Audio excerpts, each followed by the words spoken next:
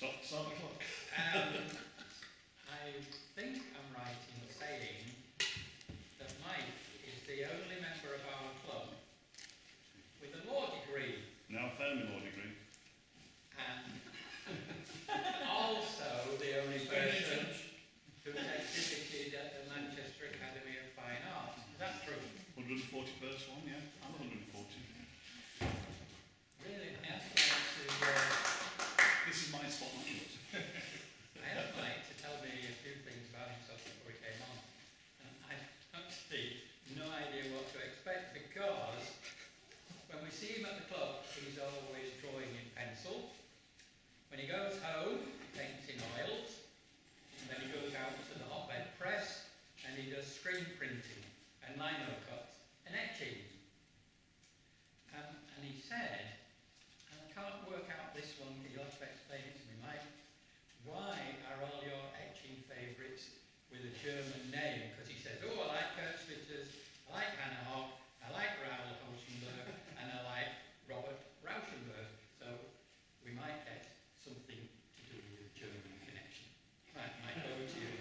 Thank you so much, yeah. No, I didn't get my law degree. I failed my law degree, unfortunately. I went and studied law after turning down art school places at Manchester and Leeds, which I was talking to Jan about this before, which is my one great regret. You should never regret anything. But I'm afraid I do regret that one. Anyway, yes, thank you for that build up there, yes. It's only coincidence that the German name's there, because there's not really any German influence there at all. So, yes, well, I did an open university degree and then went into primary school teaching, and part of my open university degree, it was mainly history, humanities, but there was a lot of art in there, a lot of history of art. And my honours level, my level 3, the one that determines your grade as an honours graduate, was one course was art in 15th century Italy, and one was a modern art course, so two very, very different styles of art. But they both sort of combined to give me a Desmond. Who knows what a Desmond is? A Desmond. Desmond 2-2? Oh, yeah. So I got an upper second, which is called a 2-1. No, 2-2 is a 2-2. I got 2-1, which is one above. So I didn't get a 2-2. I didn't get a 2-2, I got 2-1. No, a humanities degree. Yeah, I'm trying to keep up, Chris. Trying to keep up. Now then, let's get into it. So, that degree, the honours level, introduced me to Italian Renaissance art. Now, the Renaissance. When did the Renaissance start? I don't need the exact minute or even the day of the month. Sorry? 1290. Oh, you're way out. Renaissance. When did the Renaissance start? 14th century. 1400 and what? 1401. And the reason why it's said that the Renaissance started in 1401, because that was the date of the competition for the second gates of paradise for the baptistry in Florence. So the first one was done by Pisano. Something else, isn't it? Pisano. And they had a competition. And the reason why I'm talking about the competition is to show the rivalry that was going on in Italy at the time. They were all vying for the best cathedral. In the same way that in Victorian Britain, all the cities were vying for the best town hall. So you had Manchester and Leeds and Bradford, they were all trying to vie for the best town hall.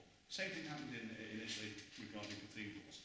And 1401, the competition, and there was only 2 Florentines out of the 7-man competition, which was Ghiberti and Brunelleschi. Now, Ghiberti won it. It is thought that they were both very, very... They had to do a panel, a bronze panel, that depicted the what's it called, where was Abraham was told by God to knife his son, Isaac, was it Isaac? And they had to depict that.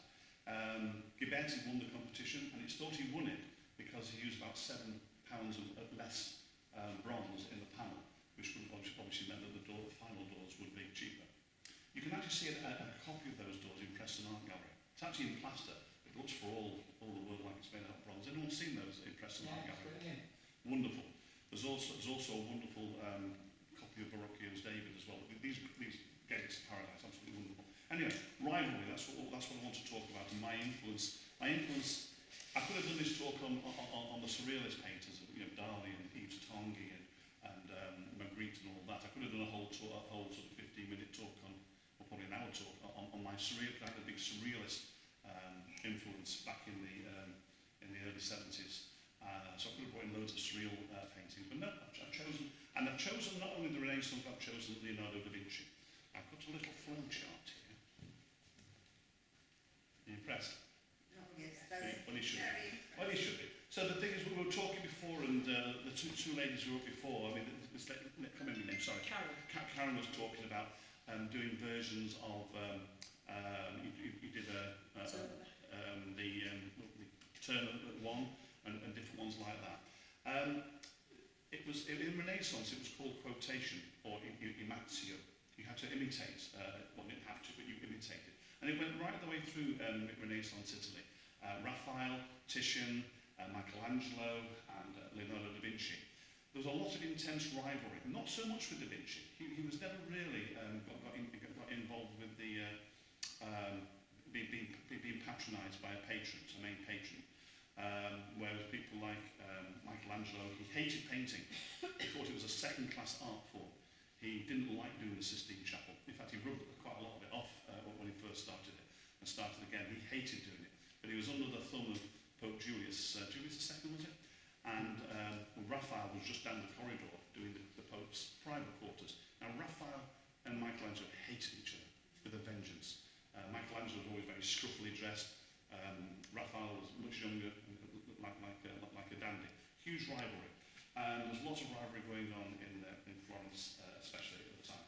So, my main influence I'm going to talk about today is Leonardo da Vinci, but more specifically, the Mona Lisa. Lots of people have done their versions of the Mona Lisa.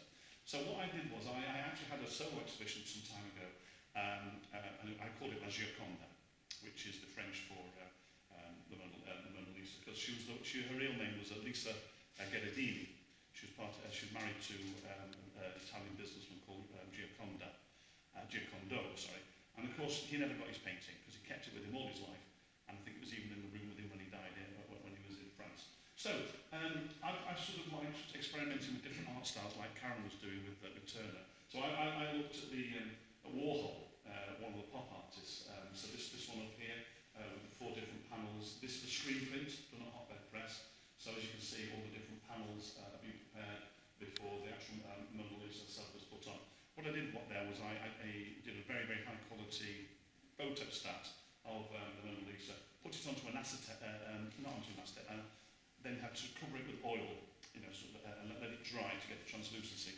Put it on a screen with light sensitive emulsion, put it onto a light bed, burn it in, wash it off, and then that was then your screen. Has anyone done screen printing here?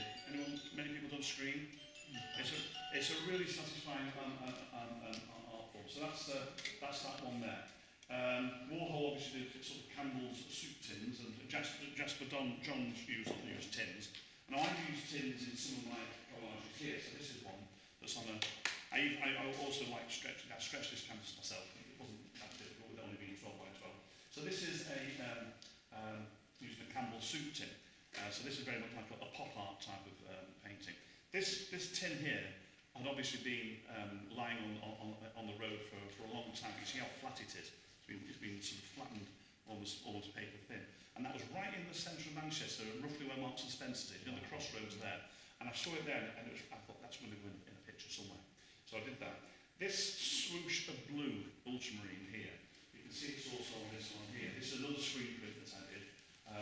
There's some this text here from a book about the Mona Lisa as a painting. Again, you've got this swoosh rather than painted on physically with a paintbrush. That has been screened as well. That's from the screen print. So the 10 versions of this have all got exactly the same swoosh. Now, blue in Renaissance Italy. Anyone got an idea what I'm going to say next? Sorry? Yes, it was produced from ground lapis lazuli, and it was a very, very expensive, probably the most expensive colour, ultramarine. And the first soaking was very vivid. So you can't see that from there, can you, David? It was very, very vivid. And if you as a patron, could afford to have lapis lazuli in your picture, and of course it was used a lot for the robes of the Virgin Mary in a lot of the religious pictures. You can still buy it now. Sorry? You can still buy it. 1,200 quid a tube. Yeah. For 60. The authentic stuff, yeah. It was very expensive, but it spoke about your wealth. It spoke about your wealth as a person, and of course people like to show off their wealth. And obviously, like made it ultimately, if you could get your artist that you were patronising to use that, like Titian and Raphael, that would say something about your wealth. So that's this is a weird one because these are gun shells, and the reason why I've used those is I also have I could also have done a whole talk about my screen print exhibition on the JFK, the Kennedy assassination. Right. And this here is just again the Mona Lisa done in orange this time, and these shells here are the shells that were picked up from the scene where Officer Tippett, the policeman who was also killed close by, about 45 minutes after the Kennedy assassination. Now you might say, what's the connection? Well, there is none. No connection at all, just what it made a nice composition. So that's it's called Orange Mona Lisa with 12 shells, meaning bullet shells. Very interesting. Okay, so I'm not even consulting my membership. Yeah, so as I said, the artists have always borrowed from each other. I made and it was called imitatio. It was called in Italy, where different artists would reproduce all elements of each other's work. So Titian's St. Sebastian is very similar to one of Michelangelo's dying slaves. You're probably familiar with Michelangelo's dying slaves, aren't you? The contrapposto posture in that is very similar to Titian's St. Sebastian. Titian's Gauzy altarpiece, very similar to Raphael's Madonna of Foligno. Michelangelo's Jeremiah painting very similar to Dura's Melancholia. So Dura obviously came after, and it was a very similar pose. And there's also a story about in Raphael's School of Athens. You've got a character right in the forefront like that. And that's been taken from the Sistine Chapel that Michelangelo did. Michelangelo hated anyone seeing it, covered it in tarpaulin, but Raphael always liked to try and have a sneaky look. And he nicked that from the Sistine Chapel and put it in his School of Athens. It was a bit of a nicky take because he actually wanted it to look like Michelangelo, and as I say, the two hated each other. And also Michelangelo's St. Matthew's sculpture, very similar to Raphael's St. Matthew. When I say that there's St. Matthew sculpture, you're familiar with the Orsan Michele in Florence? It was, again, this whole thing about rivalry was all part of it, where different artists were asked to fill, 12 different artists were asked to fill a niche in the Orsan Michele. It's a church right in the centre of Florence. And so different guilds, like the Arte di Lana, the wool guild, the Bankers Guild, and what have you. The Bankers Guild, they chose St. Matthew because obviously he was a tax collector, wasn't it? So they all had to fill a niche, and it was all hugely competitive. And the most wealthiest guilds, they asked the sculptors to do it in bronze, because that was a lot more expensive than stone. So I think there's only 2 or 3 that were done in bronze, the very wealthy guilds, whereas the stone ones were not quite so expensive. So where else have we got on the flowchart? So I also like looking at sort of the collages like Polozzi, Kurt Schwitters, Ralph Houston, Hannah Hopp that David mentioned, and then more recently Peter Blake and Richard Hamilton. So I've looked at all those in my collage work. So here's another one using the Mona Lisa. Do you remember the days of phone cards? Remember phone cards? They used to buy a phone card and you used to have money on it, and you had to put it in a slot in the public phone box, and of course that's now obsolete with all modern technology. But this is a phone card from Ireland, and this is sort of like a mild porn magazine that I picked up in a it was purely and simply for artistic reasons, excuse me. So there's this sort of on this here, and sort of just juxtapose the phone card over the topless young lady there, and they just made it an interesting picture. Again, an old rusty Carling lager can there, and these are sort of like what do you call it? Fabric covered buttons, which I don't think you use it. This is a very old one. Okay, so that's that one. What's the significance of the flag? None. It's just a contrast, but this is very flat, this is very textured, this just showed a very sort of bold impasto, and it's just that the red and the yellow and the white just gave a nice burning hell for looking at it. Yeah, again, one to using like the swoosh effect here. It's just a picture of the Mona Lisa. You know, just with some nice texture there. Just try to explore this sort of using the image of the Mona Lisa. And this one here, I didn't forget about this. I only found this morning. I thought I must put that in. The last time I went to the Louvre, they give you a pass. Right? It's a pass that you can buy for to last so many days. And that's the pass that I bought, with which only had the top half of the Mona Lisa's face. Right. So I thought, well, we need the bottom half of that face, don't we? Yeah. So I used this image here from a magazine, and there's this sort of great streak of bacon at the back. Now, there's a significance of that. Anyone pick up on the significance of that? Fancy's bacon. No,